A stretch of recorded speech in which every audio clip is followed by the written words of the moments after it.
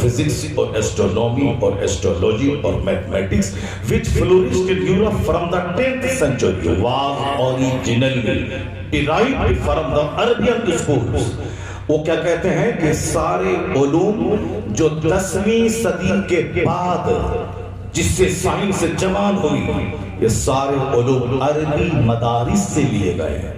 اور آگے کہتے ہیں the Spanish Saracen may be looked upon as the father of European philosophy. وہ کیا کہتے ہیں؟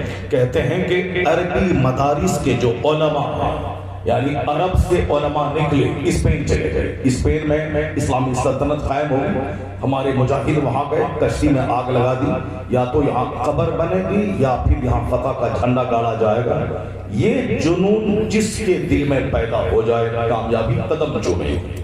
اگر ہمارا یہی جو پیشن ہے، یہی جنون ہے، یعنی یا تو میں ڈی ایم بنوں گا یا اسی راہ میں مر جاؤں گا، یا تو میں یہ مدرسہ 100 کمرے کا بناؤں گا یا اسی مدرسے کی تیاری میں میری جان چلی جائے گی. یہ جو جملہ ہے آدمی کو کامیاب بنا دے گا. اچھا چلو دیکھتے ہیں ہوتا ہے، ہوگا کہ نہیں ہوگا، ہوگا کہ نہیں ہوگا. ہو گیا تو ٹھیک ہے، نہیں ہوا تو دوسرا آپشن موجود ہے. چلو ہوگا، ڈی ایم بن گئے، نہیں بنا چپراسی کا تو آپشن موجود ہے، چپراسی بن جائیں گے. نہیں ہوا، باپ کی زمین تو ہے، زمین جوت کے کھا لیں گے. یہ کچھ نہیں کر پائے گا. جو دوسرے آپشن پہ کام کریں، یہ کریں گے وہ کریں گے. کیوں نہیں ہوگا؟ 16 گھنٹے پڑھنا پڑے گا، پڑھیں گے.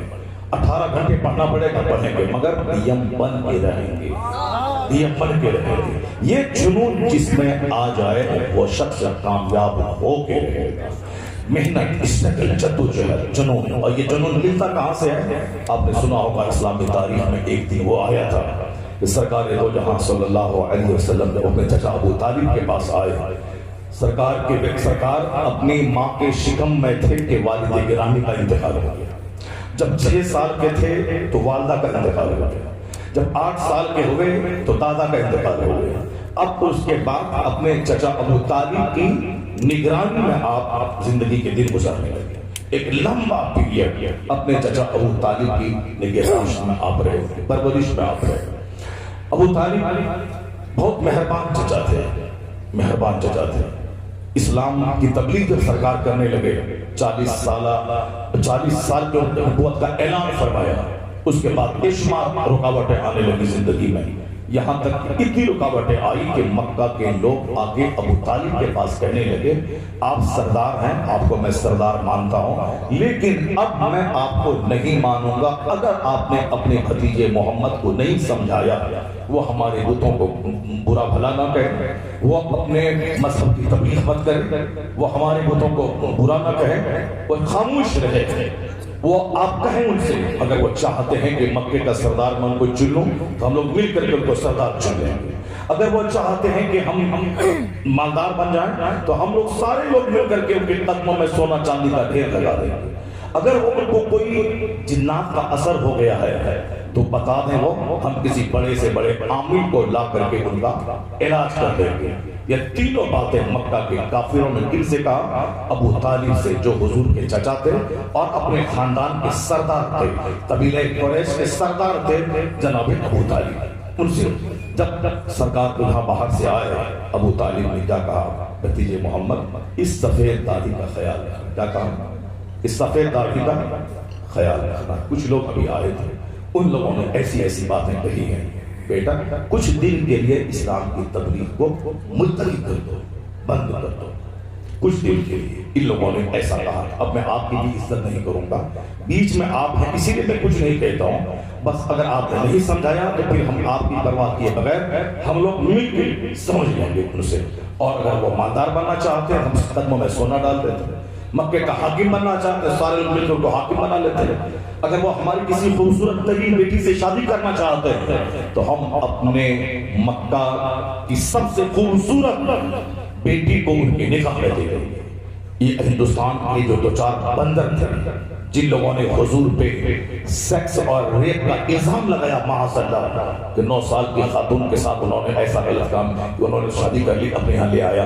ان بدتمیزوں کو تعلیم کا یہ جملہ پڑھنا چاہیے کہ حضور سماج میں امانت دار تھے، ان کا حسن ایسا لاجواب تھا کہ مکے کی گلی سے گزرتے تھے لوگوں کی نگاہیں ٹھہر جاتی تھی کہ جنہوں نے دیکھا وہ کہتا تھا یہ چہرہ ہے یا کوئی آسمان سے سورج اتر کر کے چہرے میں تیر رہا ہے، اتنے حسین و جمیل مصطفیٰ۔ کیا کہا مکہ کے لوگوں نے، یہ اگر چاہتے ہیں تو ہم اپنی خوبصورت ترین بیٹیاں ان کے نکاح میں دے دیتے ہیں۔ اگر حضور کو عورتوں میں زیادہ دلچسپی ہوتی تو 25 سال کی جوانی میں ان کے جوڑ کا کوئی خوبصورت نوجوان دنیا میں نہیں تھا۔ مصطفیٰ 18 سال کی ایک درجن دوشیزاؤں سے نکاح کر لیتے۔ نکاح کرنا عیب کی بات بھی نہیں تھی عرب میں، وہ تو 50 عورتوں سے وہاں کے لوگ شادی کرتے تھے، لیکن حضور کو عورتوں اور دنیا میں دلچسپی سے مطلب ہی کیا تھا۔ حضور نے شادی اسی لیے کی تاکہ ان کے غلاموں کو شادی کا سلیقہ پیدا ہو جائے۔ حضور نے اولاد اس لیے پیدا کی تاکہ اولاد کی تربیت کا سلیقہ اور کی امت کو معلوم ہو جائے۔ حضور نے 11 شادی اس لیے کی تاکہ عورتوں کے درمیان عدل کرنے کا بازار دنیا کو مل جائے، ورنہ جو دنیا کا سب سے بڑا زاہد، سب سے بڑا درویش، سب سے بڑا عبادت گزار رات بھر سجدے میں گزار لے، اتنا لمبا قیام کے پائے اقدس متغرب ہو جائے، 2 مہینے تک لگاتار سوکھی روٹی بھی نہ کھائے، صرف کھجور اور پانی پہ گزر بسر کریں، یہاں تک کہ ساری زندگی ظاہری ختم ہو گئی، 2 دن لگاتار جو کی روٹی بھی پیٹ بھر کے نہیں کھائی۔ دنیا کا سب سے بڑا زاہد، دنیا کا سب سے بڑا درویش، اس کو عورتوں سے کیا مطلب ہے؟ یہ کتوں اور بندروں کو کون سمجھائے؟ تم مصطفیٰ کو اگر پڑھ لیتے تو کبھی ایسا کھلا ہوا جملہ تم استعمال نہیں کرتے۔ یا دیکھ کے مکہ کا کافر جو مصطفیٰ کو تبلیغ سے روکنا چاہتا ہے، اس نے بھی یہ الزام نہیں لگایا کہ ان کی دلچسپی عورتوں میں ہے۔ اگر ایسا ہوتا وہ جملہ نہیں دہراتا۔ مکہ کے لوگ کہتے ہیں اگر محمد چاہے تو اپنی خوبصورت بیٹیوں کو ان کے نکاح میں دے دیں، وہ اسلام کی تبلیغ سے باز آ جائے۔ یہ جملہ بتاتا ہے مصطفیٰ کو نہ شادی سے پہلے نہ شادی کے بعد عورتوں میں زیادہ دلچسپی تھی، ان کی ساری دلچسپی مذہب اسلام کی تبلیغ کے ساتھ نعرہ